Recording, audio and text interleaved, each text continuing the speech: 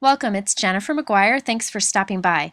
Today I'm very excited because I'm a guest over on the Mama Elephant blog. Mama Elephant is one of my favorite companies. I love the owners, and I am going to use some of their new stamps to create a plaid background. Actually, it's not a full plaid background, but more like a plaid pattern that creates a focal point in the center of your card.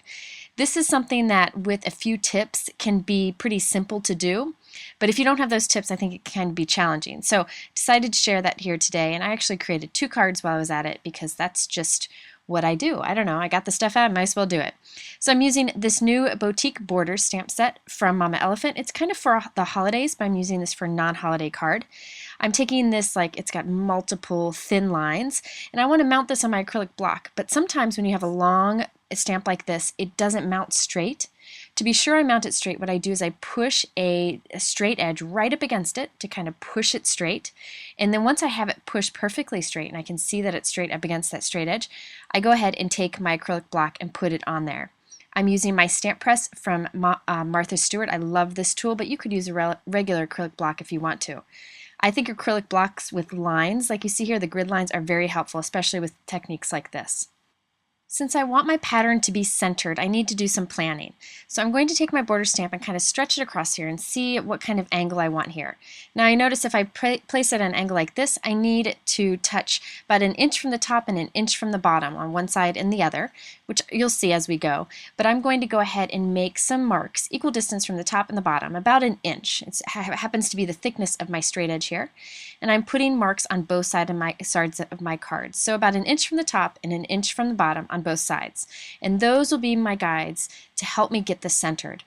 I'm using the new Rainwater ink color from Mama Elephant. This is a great pigment ink. I love this color. This is my favorite color in the whole world. And I am going to stamp this so that I'm using those pencil marks as a guide. So the border is up against the mark at the top of the card and at the bottom of the card. I'm using that as my guide, and there we have our first line. Now, this is a pigment ink. Pigment inks I like to put embossing powder on so that I don't have to worry about them drying on their own. So I put on some clear embossing powder and I'm heat setting it. I do this after every bit of stamping along the way, but you could do multiple bits of stamping and then multiple bits of heat embossing if you want to. This time I'm going across the card the other way, so I'm using the tick marks on the other side. So you can see one tick mark there and one on the bottom, and I'm using that as my guide. It's really easy to see through the acrylic block to make sure that you're meeting those lines. It doesn't have to be perfect, but now I have an X that's perfectly positioned in the center of my card, and that's all I need to do for measuring. The rest of it is all based on these 2 lines we've already done. Everything else we will stamp will either be above these lines or below these lines. So there I've stamped one next to one of the diagonal lines, and now I'm going to stamp and emboss again next to the other diagonal line. So we're just kind of building our pattern here. So every time I stamp and then I heat emboss, but you again could stamp a few lines and then heat emboss a few lines as you go. This is just how I ended up going about it. Now I am going to do a 3rd line in this color. This one is below the original one that we did, so that we end up with 3 lines going one way, 3 lines going the other way, and they're all perfectly centered in the center of our card. Now you'll notice the space between my borders isn't perfect, but that's okay. I think it really doesn't matter. Once it's all together, you really don't see the differences. This time I'm using, I believe it's called Moonlight. It's a super soft gray ink from Mama Elephant. This is beautiful. And I'm going to stamp above and below the lines that we've already done here. And again, I will be heat embossing these because I just love the look of clear heat embossing. Now there are other border stamps in this set, and actually Mama Elephant has another border stamp set that would be perfect for this too. So you could do like a variety of lines or borders and have them all overlap. But I decided just to go with one and show you how you can get so much out of one stamp. So here I have done a kind of uneven look here. I did 2 in one direction and 1 in the other, so you could do an uneven pattern and get some really cool looks that way. But I decided to go ahead and finish this off and do the 2 gray above and below all of the blue, so that a nice even pattern. So all of this is stamped with the pigment ink and clear heat embossed, and there we have, pretty quick to put this together. It took me about 12 minutes. I timed it, so I know it took me about 12 minutes to create that background, which I really don't think is that bad because that's pretty much the hardest part of the card. Okay, so now I'm using the new Apricot pigment ink from Mama Elephant to color some white cardstock. I loved this color of ink, and I don't have any paper that perfectly matches, so I decided to color my paper before I die cut it. And this will be the thanks in the center of our card. So after I put the ink down, I'm putting some clear embossing powder on it so that it will have that clear embossed look like the stripes in the back of our card. Okay, so now it's time to do the die cutting. I'm going to use a new thanks die from Mama Elephant. This could be my all-time favorite thanks die that I have.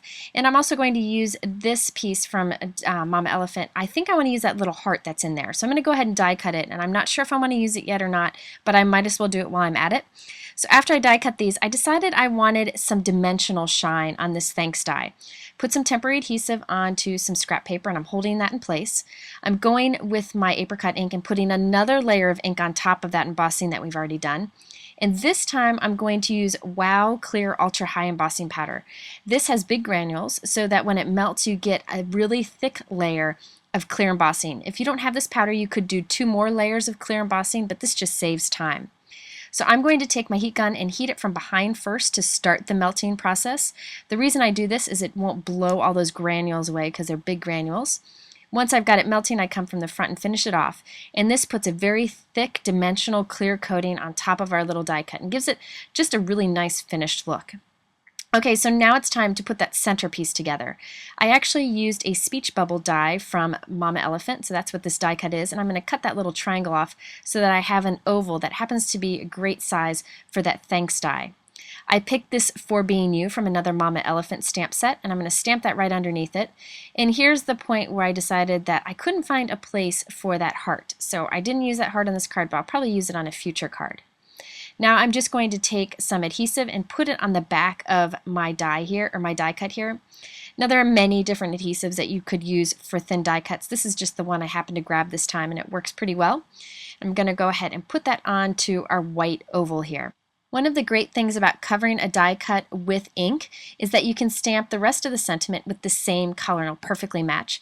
So I have this sentiment from the Mama Elephant Many Thanks stamp set. I'm going to stamp it in that same apricot ink right below our die cut and look at it perfectly matches. And just to kind of go with the rest of it, I'm going to go ahead and put some clear embossing on that and heat set it. I felt like I wanted a little bit more of that apricot color on our card, so I trimmed my plaid background a little bit shorter so that some of that apricot could show through on a note card. So I have a Hero Arts white note card. It's my favorite pre-cut note card, and I'm just going to actually smear some of this apricot ink on the top edge and the bottom edge of the note card. And again, sprinkle on some more clear embossing powder so it all perfectly matches, and then heat set that. I don't need to do the whole note card because only this little bit is going to peek out from the top and the bottom.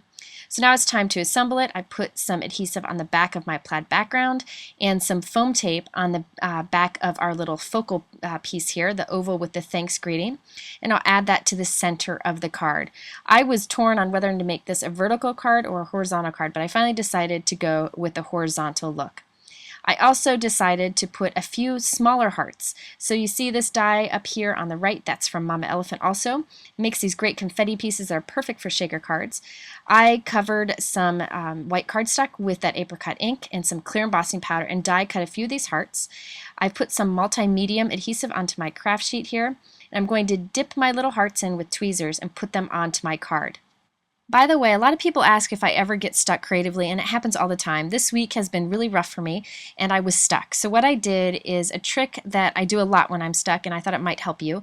I look through my blog and look for an old card that I kind of like, the one that I've created that I kind of like, and I do a new version of that. So this card is actually a newer version of a card that I did that's somewhat similar. And if you click on over to my blog, I'll have a picture of that card so you can see how I just took something I've done in the past and gave it a new look to kind of get my creative mojo going. So just wanted to mention that.